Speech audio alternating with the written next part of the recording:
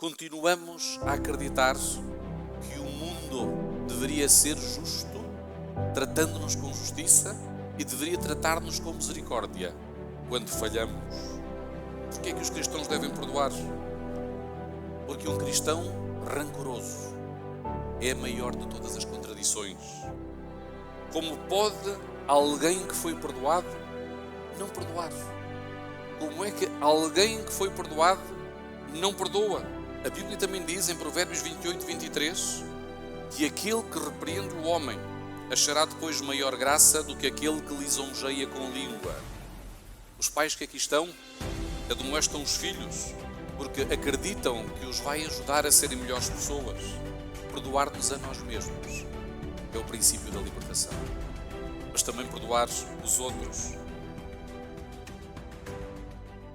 No final do culto, o pastor perguntou: quantos é que já perdoaram a quem vos ofendeu? Alguns irmãos timidamente levantaram a mão. E o pastor voltou a perguntar: quantos é que já perdoaram a alguém que vos ofendeu? As pessoas com coragem agora levantaram todos a mão, com exceção de uma irmã velhinha que estava sentada no primeiro banco. E o pastor dirigiu-se àquela irmã e disse: Irmã Manuela, não está disposta a perdoar os seus inimigos? Olhe, ela disse: não, na realidade eu não tenho nenhum inimigo. Disse com um sorriso enigmático. Irmã Manuela, quantos anos é que tem? E ela orgulhosamente disse: eu tenho 98 anos de idade. Então poderia ter a amabilidade de vir aqui à frente e prescrever à igreja o segredo de como é que podemos chegar aos 98 anos de idade sem ter nenhum inimigo? Ela ganhou coragem, pôs-se de pé, voltou-se para a Assembleia e disse: já morreram todos. Ora, se o perdão não se trata de tentar viver mais tempo do que os nossos inimigos, o que é que será? Qual será a necessidade do perdão na nossa vida? Alguma vez já vos aconteceu acreditarem que perdoaram alguém, que se esqueceram verdadeiramente da situação e de repente encontramos-nos a recordar, a ruminar, vez após vez, aquele evento. E sentimos-nos mal porque pensávamos que já tínhamos alcançado esta vitória.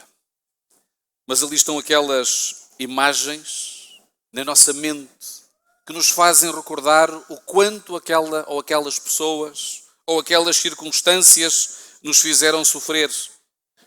E para piorar, lembramos-nos que somos cristãos.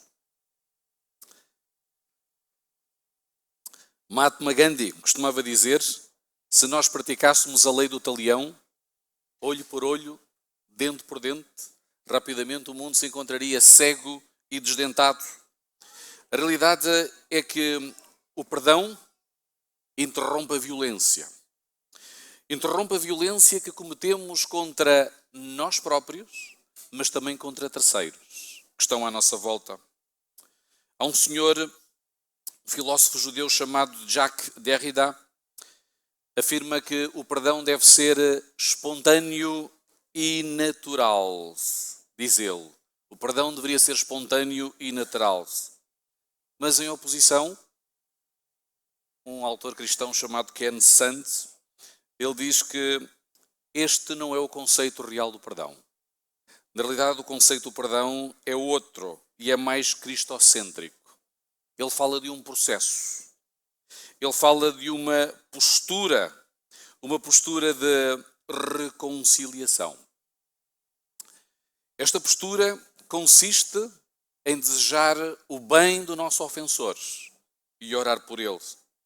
Esta é uma posição de espera, ou seja, a vítima consiste ou espera em desejar e orar pelo bem daquele que o ofendeu. e aguarda que o ofensor se arrependa, se é que alguma vez ele o vai fazer. No entanto, segundo sente, esta postura irá proteger a vítima do ressentimento. Há um ditado chinês que afirma que o ressentimento é como se nós tomássemos um copo de veneno e esperarmos que o outro morra. Isto não faz muito sentido, mas é uma descrição do ressentimento. É como se fosse tomar um copo de veneno e esperar que o outro morra. Talvez nunca tenhamos que ouvir uma confissão de culpa, mas pelo menos, segundo sente, nós não vamos ficar escravizados física e emocionalmente em relação ao ressentimento. Quando Jesus esteve perante o túmulo de Lázaro, a tumba de Lázaro, ele disse: Lázaro vem para fora, mas de seguida emitiu uma nova ordem: desatai-o e deixai-o ir. E esta ordem está relacionada com esta ordem de acontecimentos. Desatar e deixar ir alguém é muito mais abrangente do que a morte física e a ressurreição. Tem muito a ver com o perdão. Quando eu desato o meu ofensor, quer ele esteja arrependido ou não, eu estou a oferecer-lhe a oportunidade para uma nova vida. Mas além de oferecer-lhe a ele ou a ela esta oportunidade, também estou a oferecer-me a mim mesmo a oportunidade para uma nova vida. A morte de Cristo cobriu os pecados de todos. A Noemi acabava de acordar-se de uma anestesia e estava na sala de recobro. Entretanto, ela ouviu a conversa das enfermeiras que estavam ao lado e diziam que esta mastectomia bilateral, a remoção dos dois seios, pode regressar à enfermaria. Ela entrou em choque. Havia um engano terrível. Ela entrou naquele hospital para que fosse reconstruído apenas um dos seus seios, uma das suas mamas. Ela estava tão cansada que acabou por adormecer. Mas o pesadelo inundava a sua mente. E durante vários dias ela aguardou a visita do cirurgião, até que finalmente ele veio visitá-la à sua cama. Ela confrontou, mas o médico recusou o erro, disse que não era da sua responsabilidade e seguiu o guião que lhe foi transmitido. Irritadíssima, ela chorou e não sabia o que fazer. A realidade é que quando alguém chega perto de nós vulnerável e nos pede perdão, ainda que não mereça, não será assim tão difícil oferecer o perdão a essa pessoa. Mas quando existe uma indisposição para reconhecer que erramos, será que ainda assim é possível perdoar? E esta era a pergunta de Noemi. Finalmente ela decidiu perdoar e percebeu que era um processo largo e doloroso, sobretudo quando ninguém pede desculpas. Apesar de ter conscientemente escolhido perdoá-lo, e mesmo que este profissional de saúde não quisesse o seu perdão, existiam momentos que ela recordava e ficava cheia de ódio. Mas concluiu que não perdoar atava ao passado. E Noemi queria seguir em frente. É verdade que o médico continuava intransigente, não tinha qualquer remorso, não sentia qualquer responsabilidade, mas Noemi tinha duas opções: perdoar ou não perdoar. E ela escolheu perdoar e desatou-se a si mesma, assim como também ao seu ofensor. Ela diz hoje que não passa um único dia que não precise da ajuda de Deus para manter a sua promessa de perdão. Não há um único dia da sua vida que ela não precisa da dispensação da graça de Deus para manter o seu perdão. O perdão continua a ser uma decisão íntima, mental, pessoal, espiritual, racional, que serve para nos livrar de sentimentos de ira, de autodestruição ou até de planos de vingança. Liberta-nos, sobretudo, das correntes do adversário, restaurando o equilíbrio, os pensamentos positivos em relação às pessoas ou à pessoa que nos fez muito mal. Houve uma jovem que assistiu ao divórcio dos pais e escutou a mãe dizer ao marido: eu perdoo-te, mas oxalá que o teu próximo relacionamento seja miserável. Esta mulher não chegou a perdoar. Ela nem sequer entrou no processo. Afinal, o que é que não é o perdão? Há um instituto chamado Instituto Internacional do Perdão e diz que o perdão muitas vezes é confundido com a ideia de passar por alto. Passar por alto a ofensa. Nós costumamos dizer muitas vezes que o tempo cura todas as feridas, ou isto vai passar. É verdade que as feridas acabam por cicatrizar com o tempo, ou nós não nos vamos recordar com dores. Eu recordo-me quando era criança, fui parar à unidade de queimados do Hospital Dona Estefânia, a cara queimada, o pescoço, fui intervencionado. A minha mãe, quando me tirou a camisa, vinha a carne toda agarrada à mesma. Foi um momento dramático. Eu hoje olho para trás, recordo-me dessa experiência, mas já não é com dores. Mas está lá. É o caso do ofensor que também abusa da vítima, dizendo que se é cristã ou cristão, tem que perdoar sempre. Se isto fosse verdade desde uma perspectiva cristã, que o perdão significa ignorar a ofensa, Jesus Cristo nunca teria morrido na cruz.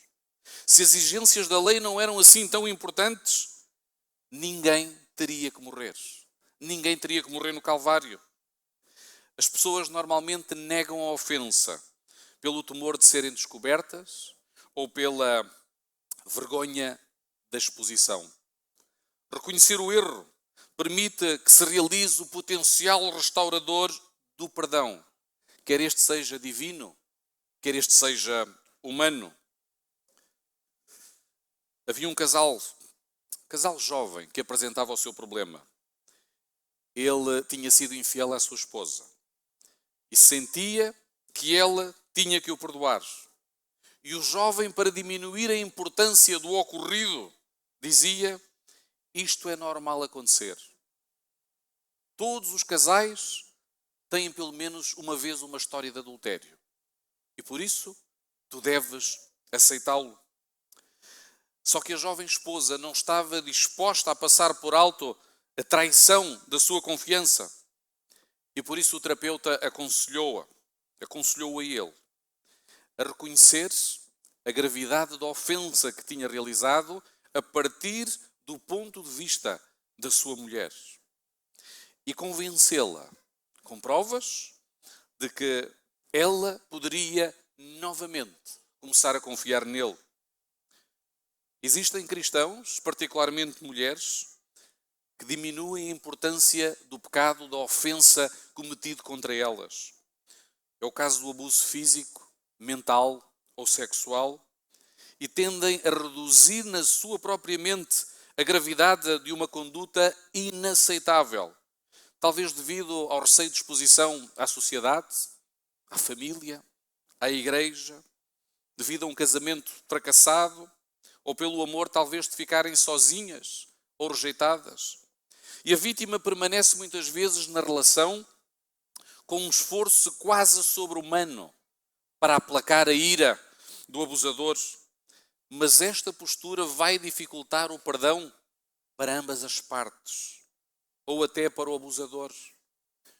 Eu conheci um ancião que andava nu pela casa. É verdade. Um dia, a mulher falou com ele e disse: querido, por favor, não andes nu pela casa. Respeita-me a mim e respeita aos teus filhos. Mas ele achava que não havia qualquer tipo de problema. E ela continuava a insistir e estava profundamente ofendida. Até que um dia ela disse: se tu não mudares a tua atitude, eu vou conversar com o pastor.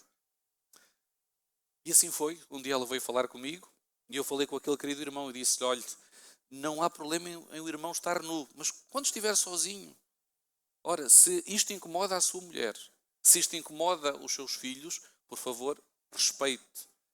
E ele, a partir daquele momento, teve a consciência do comportamento que estava a realizar ofensivo para com a sua família. E só quando ela denunciou o seu marido, pôde desatar-se a ela própria e também desatou a ele. e o comportamento alterou-se. Ficou equilibrado. Nós pensamos que por vezes desculpar o ofensor equivale facilmente a perdoar. Só que a Bíblia também diz em Provérbios 28, 23, que aquele que repreende o homem achará depois maior graça do que aquele que lisonjeia com a língua. Os pais que aqui estão admoestam os filhos porque acreditam que os vai ajudar a serem melhores pessoas. E nós veremos se o ofensor é sábio ou néscio depois da admoestação. Também não perdoamos quando mantemos o ofensor debaixo de uma eterna inferioridade moral. Será sempre um devedor. E há pessoas que perdoam, mas mantêm o ofensor debaixo de uma inferioridade moral. Ele vai dever para sempre. Até que um dia, pode ser que se canse da dívida perpétua ou do desequilíbrio do relacionamento. E este tipo de perdão pode se tornar mais cedo ou mais tarde um castigo para a pessoa que o oferece, antes do tempo. 2 monges caminhavam, certa ocasião, e um deles viu uma jovem cair num buraco. Estava ferida. O monge mais velho agarrou na menina ao colo e levou-a até uma unidade de saúde. E ali deixou. Eles continuaram a caminhada. E quando chegaram ao final do dia, o monge mais novo disse: agora que terminamos o nosso voto de silêncio, eu quero dizer-te que nós tínhamos um voto de castidade. Porquê é que tu foste pegar naquela jovem? O monge mais velho olhou para ele tranquilamente e disse: meu querido irmão, eu já deixei essa senhora há pelo menos 10 horas, quando tu é que vens a carregá-la praticamente todo o dia. Porquê é que os cristãos devem perdoar? Porquê é que os cristãos devem perdoar? Porque um cristão rancoroso é a maior de todas as contradições. Como pode alguém que foi perdoado não perdoar? Como é que alguém que foi perdoado não perdoa? E isto é o centro do cristianismo. Porquê é que devo perdoá-lo ou perdoá-la? Foi ele que começou. Às vezes eu estou no pátio das escolinhas e ouço os meninos com este tipo de diálogo. Foi ele que começou. Foi ela que começou. Esta frase é muito conhecida nas discussões das crianças. Infelizmente permanece de uma forma mais sofisticada na idade adulta. Segundo o pedopsiquiatra Dr. Luskin, ele diz que continuamos a acreditar que o mundo deveria ser justo, tratando-nos com justiça, e deveria tratar-nos com misericórdia quando falhamos. Chegamos a sentir às vezes que somos os únicos no planeta, que somos vítimas. Colocar o nosso sofrimento em perspectiva ajuda-nos a entender o sofrimento dos outros de uma forma geral e abre o caminho para o perdão. Quantas vezes, sentindo-me eu magoado, ressentido e até rancoroso, porque também sou humano e tenho um caráter que ainda tem que ser trabalhado até à volta de Jesus, e olho para os meus irmãos, olho para situações no mundo de pessoas que provavelmente estão a sofrer muito mais do que eu, e ajuda-me a perspectivar o sofrimento, ajuda-me a equilibrar a capacidade de perdoar. O mesmo Luskin afirma que os nossos sentimentos são construídos por nós. Nós podemos escolher como nos sentirmos, apesar das agressões, apesar das ofensas. E esta responsabilidade pelos nossos sentimentos é um ponto crítico, porque Provérbios 23, 7 também corrobora esta situação. O autor da literatura sapiental também diz que nós somos aquilo que pensamos, que construímos. Num projeto sobre o perdão da Universidade de Stanford, quando pediram voluntários para experienciar o perdão, a maioria dos voluntários que surgiram desta amostra eram mulheres. Quando numa outra pesquisa pediram voluntários sobre ira e violência, a maior parte dos voluntários que surgiram eram homens. Porque a diferença? O Dr. David Powell afirma que existe uma melhor conexão entre o lado direito do nosso hemisfério e o lado esquerdo. O lado direito relacionado com a parte das emoções e o lado esquerdo da lógica, e existem mais conexões nas mulheres, ou seja, elas têm mais capacidade de lidar com as emoções, de gerir as emoções. Os homens, nem por isso. Por isso, para as senhoras, custa-lhes lidar com as emoções, devido à sua riqueza. Uma senhora pode passar pelas 4 estações do ano no mesmo dia. Já o homem, por vezes, tem um incidente, pode até chegar a vias de facto, mas rapidamente passa pelas circunstâncias. É como se não tivessem discutido. Os homens parecem ser mais perdoadores que as mulheres, mas não é exato, obviamente. Há situações que se invertem, mas é simplesmente pelo facto de não terem tanta facilidade na riqueza das emoções. Perdoar é uma decisão consciente de abandonar sentimentos autodestrutivos. É uma decisão para libertar o ofensor ou a ofensora, quer ele seja merecedor ou não. Há um outro estudo também muito interessante, a doutora Caitlin Lawler, ela é uma investigadora na área do perdão, e apresentou também um estudo sobre o ato de perdoar e o efeito na nossa saúde. E ela trouxe alguns marcadores interessantes relacionados com 107 alunas de uma faculdade. Ela pediu primeiro que pensassem em ofensas. Mediu-se o ritmo cardíaco, a pressão arterial, outros parâmetros. E a realidade é que os níveis de adrenalina começaram a subir. A pessoa estava em posição de defesa, como se estivesse a entrar em vias de facto.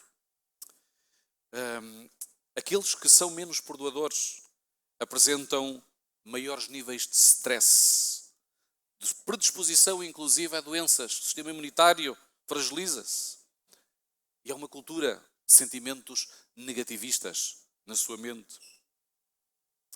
Quando é ao contrário, tudo muda. Tudo muda. E é por isso que entendemos também, no conceito bíblico, a importância do perdão. Um cristianismo que se nega a perdoar. Nós conhecemos alguns membros que são fiéis na observância do sábado, na devolução dos dízimos, cuidam dos seus corpos com um estilo de vida extraordinário, mas que não contemplam a possibilidade de perdoar as ofensas dos seus irmãos. As emoções, por vezes, podem parecer não estar sob o nosso controle, mas é importante aprendermos a perdoar. Perdoar também a nós próprios. Há uma apresentadora norte-americana que alguns de vocês devem conhecer, Oprah Winfrey. Certa ocasião entrevistava o Dr. Phil McGraw, alguém que é um especialista também na área da família. E naquele programa receberam algumas pessoas que tinham dificuldade em perdoar-se a si próprios. E ali estava a Marcela. A Marcela dizia que não conseguia dormir há vários anos. Ela martirizava-se. E porquê? Uma certa ocasião ela foi às compras e deixou o carro travado, mas numa inclinação. Entretanto, o seu filho deslocou-se para trás do carro, houve uma falha mecânica e o carro deslizou e esmagou a sua criança. E a partir daquele momento, a Marcela não conseguiu mais descansar durante anos. Até que encontrou-se com o Dr. Phil e ele fez-lhe mostrar que perdoar-se não era uma questão de opção, mas de necessidade. Era o ideal para a sua sanidade física e mental, porque ela tinha um outro filho e um outro marido. E o seu marido, obviamente. E ela tinha se tornado ausente para a sua família, porque não se conseguia perdoar a si mesma. E a forma de evocar a memória do filho era autoflagelar-se, era castigar-se a si mesma. E por isso ela não conseguia dormir. Hoje, pessoas perfeccionistas também sofrem de um fenómeno idêntico que pode durar toda a vida, que é a autocondenação por não alcançarem determinadas expectativas. Perdoar-nos a nós mesmos é o princípio da libertação, mas também perdoar os outros. Nesta primeira parte, eu gostaria de vos dizer que vai haver momentos que nós também teremos que perdoar a Deus. Pode parecer herético aquilo que eu estou a dizer, mas não é. É verdade que Deus não pecou e nós não temos que o perdoar. Mas existem experiências e episódios na nossa vida que muitas vezes nós nos questionamos e perguntamos: será que Deus estava lá? Será que Deus estava a conduzir determinada circunstância? Em Jó, no capítulo 10, no versículo 2, encontramos Jó dizendo: Senhor, porquê é que tu contentes comigo?